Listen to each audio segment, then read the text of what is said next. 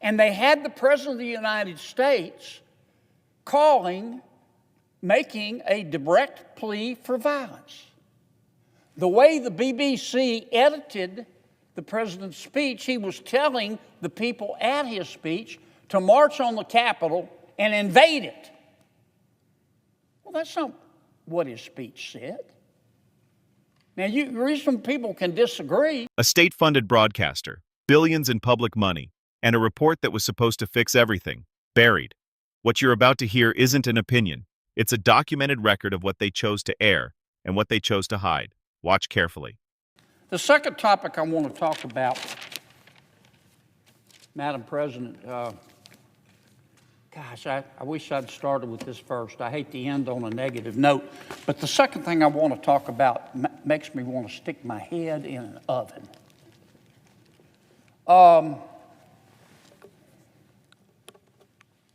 British Broadcasting Corporation. We've all heard of it, BBC. It's the United Kingdom's version of the Corporation for Public Broadcasting. The BBC is the United Kingdom's state-owned, state-paid-for, state broadcast corporation. I think they call it BEEB. I think that's the slang term for it, the British Broadcasting Corporation. And everybody in the United Kingdom pays for it. You know, we were paying, American people were paying a lot for the Corporation for Public Broadcasting before we stopped the subsidies. American people were paying about $500 million a year. The Corporation for Public Broadcasting, they were pikers compared to the BBC. In the United Kingdom, every citizen, whether they watch BBC or not, every citizen has to pay $230 a year. Everybody. Doesn't matter whether you watch the TV, BBC or not. You may just have nothing but streaming services. You still got to pay $230 a year to the BBC. They collect billions of dollars a year. Somewhere here in this mess, I've got the exact figure. I think it's something like $4 billion a year. Our national broadcasting programs were just pikers compared to theirs. And they've got tentacles like an octopus. I mean, the BBC is everywhere, not just in the United Kingdom. It's omnipresent. I mean, I was doing some research today. I mean, they broadcast 4 entertainment-oriented television channels. They broadcast 2 children's channels. They broadcast Parliament. They have local language channels in Scotland and Wales. They have a domestic 24-hour news channel. And these folks are everywhere. They run dozens of radio stations. They operate their own video and audio streaming services. I mean, I could go on and on and on. Why am I mentioning that? Well, the BBC is a big deal. They reach a lot of people, millions and millions of people, not just in the United Kingdom, but across the world. And it's important that they be fair. And it's important that they be balanced. And it's important that they be accurate. And they're not. And it's been a problem for a long time. 5 or 6 years ago, at the suggestion of Parliament, which was very upset with the BBC's bias, they hired a consultant, a smart gentleman, and he did a report on how to improve BBC and make it fairer. It was a huge report. Here's just part of it right here. This isn't even all of it, but this is just the summary right here. Spent hours, spent a lot of money preparing this report. He sent it to the BBC. And you know what the BBC did? Nothing. Nothing. Zero. Zilch. Nada. They just continued on doing what they always do, sucking on their teeth. publishing whatever they want. And nothing would have happened except the report issued by the consultant leaked. Somebody leaked it to a newspaper in the United Kingdom, the Telegraph, and they published it. And the whole world got to see what the BBC's own consultant had found. I'll give you a couple of examples. We all remember January 6th. President Trump gave a speech. We've all seen it. It was a long speech. It was about an hour, maybe longer. Here is what the mainstream coverage will not frame clearly. This is not a rogue reporter making a mistake. This is an institutional pattern. Footage time-stamped before the speech, spliced to appear after it. A narration engineered to land a specific conclusion in the viewer's mind. That is not editorial error. That is editorial intent. The BBC had its own consultant confirm this in writing. They received the report, they read it, they did nothing. Which means the question is no longer whether bias exists. The question is who inside that institution decided the truth was negotiable, and why, 1 week before a presidential election, that particular documentary aired at all. Drop your answer below. Do you think this was a mistake or a deliberate editorial decision? A week before the last presidential election in America, the BBC did a documentary on President Trump. And you know what they did? They took his hour-plus long speech, and they took 2 snippets from that speech. One snippet at the beginning and one snippet at the end. The excerpts that the BBC took were 50 minutes apart. So they took them totally out of context. And they spliced those 2 excerpts together to make it look like one speech.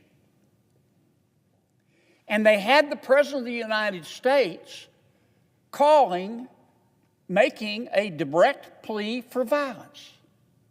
The way the BBC edited the President's speech, he was telling the people at his speech to march on the Capitol and invade it. Well, that's not what his speech said. Now, the reason people can disagree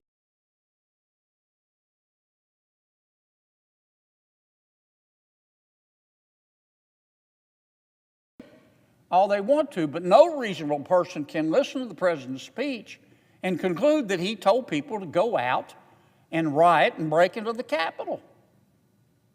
But the BBC took these 2 snippets, put it together. I defy you.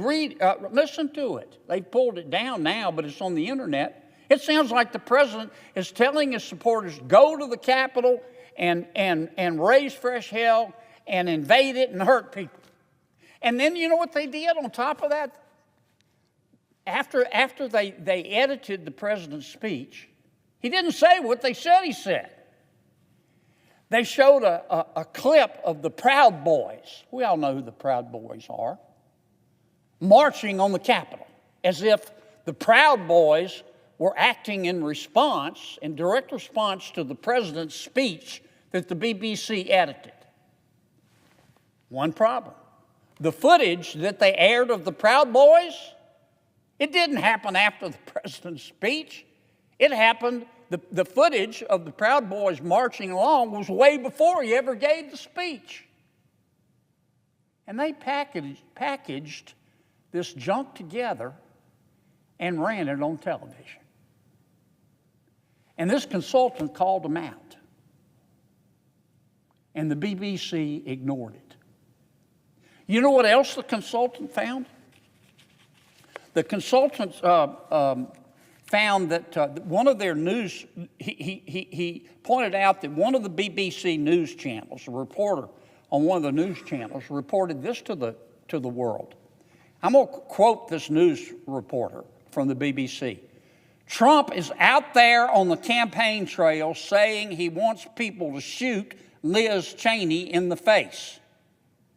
Is that the sort of thing that women react well to? This is a reporter for the BBC. The President of the United States never said that. He never said it. They just made it up. Either they were either lying or they need to put down the crack pipe.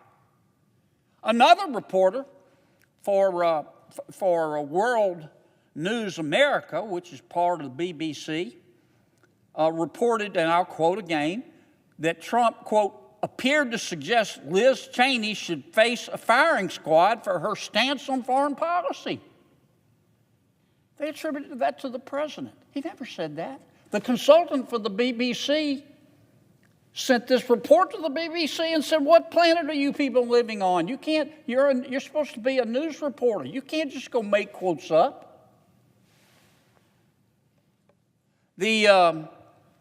The report for the BBC, the consultant's report for the BBC also talked about BBC's coverage of the Israel-Hamas war. And the consultant pointed out that the reporting by the BBC was heavily biased in favor of Hamas. It wasn't balanced. Wasn't presenting two points of view. It was heavily weighted in favor of Hamas. For example, in February, the BBC produced a documentary on Gaza, and it was narrated by a young man, a 13-year-old man. What the BBC forgot to tell its audience, the 13-year-old's dad was a Hamas senior official. Balanced reporting? Gag me with a spoon. In June of that same year, you've probably read about this, Mr. President. The BBC broadcast a live music performance featuring calls for the deaths of Israeli soldiers. The consultant pointed this out to BBC. They totally ignored him. The consultant also pointed out, he said, your coverage, BBC, of transgender issues is completely biased, and it's controlled by a certain group within BBC.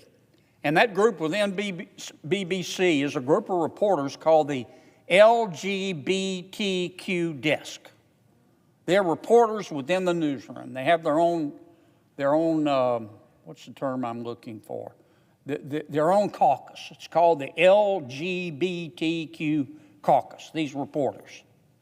And the consultant said, look, your own reporters, the members of the LGBTQ caucus, are not reporting anything contrary about transgenderism to what you say. You're not being balanced. In fact, the United Kingdom, Great Britain, they've outlawed transgender surgery and transgender treatments for minors. BBC never bothered to mention that. Now, look, you might be thinking, Mr. President, what's the big deal? It's another country, but it's not right. We may not be brothers and sisters, but we're certainly first cousins with the United Kingdom. And BBC broadcasts worldwide. And this is simply not right. When the good people of our cousin country are having to pay $200 a year. Now, President Trump has said he's going to sue BBC. And you know what? I hope he does. I hope he does. This is disgraceful. And it's why I said that it makes me want to stick my head in an oven. The report existed. They buried it. That is the sentence that should follow you out of this video. Not the speech edit, not the fabricated quote, not the Proud Boys footage stamped with the wrong date. Those are the symptoms. The buried report. That is the diagnosis. When an institution commissions its own accountability review, receives the findings, and then does nothing, that is not negligence.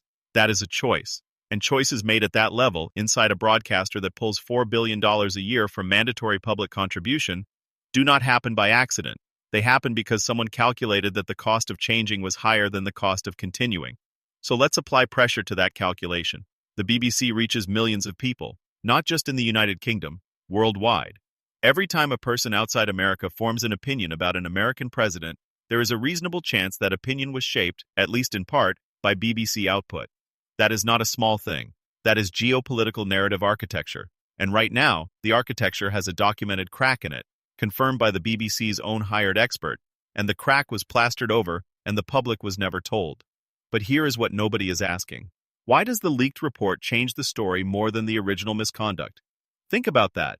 The fabricated Liz Cheney quote, a BBC reporter claiming on air that the President of the United States called for someone to be shot in the face, that should have been the scandal. That should have triggered immediate corrections, public apologies, internal review. Instead, it took a leak to a newspaper for anyone outside the BBC's inner circle to find out their own consultant had flagged it. The system was designed to absorb the error quietly. The leak broke the system. Think about what this means if you are sitting on the other side of this. If you are a British citizen paying your mandatory $230 a year, you funded that documentary. You funded the edit that spliced two clips 50 minutes apart and presented them as one continuous statement. You funded the broadcast of Proud Boys footage time-stamped before the speech it was framed to respond to. You did not consent to that. You were not asked. The fee is compulsory. The editorial direction is not yours. And when a consultant told the institution it was getting things wrong, your money continued flowing while the report sat in a drawer. Why now? That is the question. Senator Kennedy is raising this on the Senate floor at a moment when President Trump has publicly stated he intends to sue the BBC. That is not a coincidence of timing. This speech is part of a larger positioning, building a public record, framing a legal and moral case, establishing that the misconduct is documented, institutional, and deliberate. Whether or not a lawsuit proceeds, the Senate floor is a permanent record. What Kennedy said today will be cited, it will be clipped, it will travel. Supporters of this position will argue that a broadcaster of the BBC's scale and funding has an obligation that exceeds that of a private media outlet. They pay no advertisers. They answer to no market. The only accountability mechanism is public trust. And when that trust is violated using fabricated quotes and misdated footage, the violation is categorically different from a for-profit outlet chasing ratings. Critics will argue that Kennedy is using selective examples to discredit an entire institution. They will say the BBC produces thousands of hours of journalism annually, and that isolated errors, even serious ones, do not constitute a systemic conspiracy. They will say that Trump's announced lawsuit is political theater, not legal substance, and that Kennedy's speech is part of the same performance. Both camps are missing something. The consultant's report is not about isolated errors. It is about institutional non-response. A single error corrected is a mistake. A report full of errors delivered to leadership, ignored, and then suppressed until a leak forced it into daylight. That is a posture. And the posture is what matters. The question is not whether BBC made mistakes. Every broadcaster does. The question is what the institution does when its own expert hands it a mirror. The BBC looked at the mirror and put it face down. The Israel-Hamas coverage adds a separate layer. A documentary narrated by a 13-year-old whose father is a senior Hamas official, not disclosed to the audience. A live music broadcast featuring calls for the deaths of Israeli soldiers, aired without editorial intervention. These are not political opinions. These are production decisions. And those production decisions were made by people who knew what the consultant's report said because the report existed before these decisions were finalized. That is the timeline that matters. The report came first. The decisions came after. The decisions did not change. If this is the kind of political analysis you are not finding in your feed anywhere else, you already know what to do. This channel exists to follow the threads that the headline coverage cuts before it gets uncomfortable.